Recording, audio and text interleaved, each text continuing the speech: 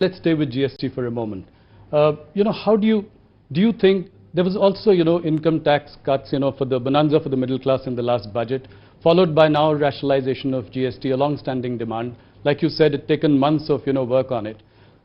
Are you sure that this is, how confident are you that this is going to spur demand, spur consumption, and also eventually investment?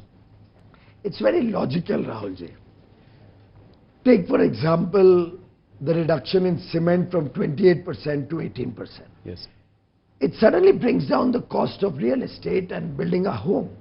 Prime Minister Modi has already provided a free home to 4 crore brothers and sisters, families in the country, another 2 crores more in the coming 4 years, 4-5 years.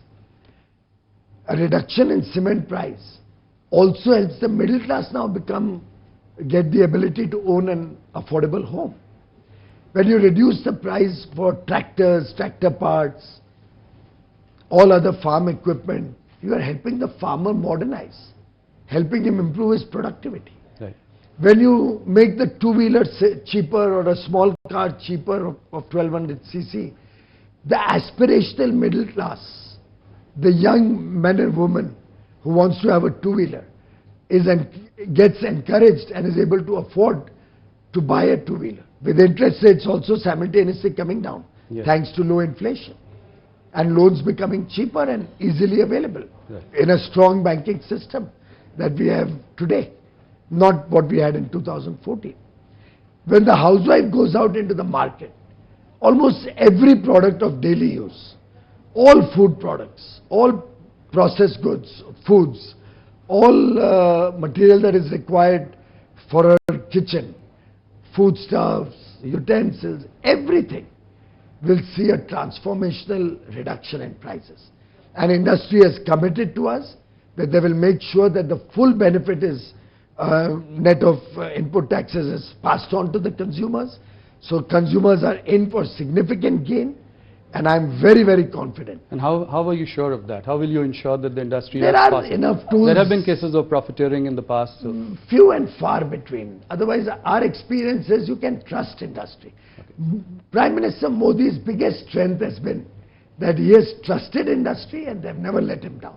Similarly, the people of India have trusted Prime Minister Narendra Modi and we have never let them down.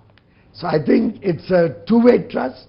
Industry has, across the country, every sector, assured the government that they will be with the government. They recognize lower taxes, lower prices will give buoyancy to demand, and higher demand leads to higher taxes, and ultimately higher demand also promotes more investment because the demand leads to more manufacturing in India. So it's a virtuous cycle of growth.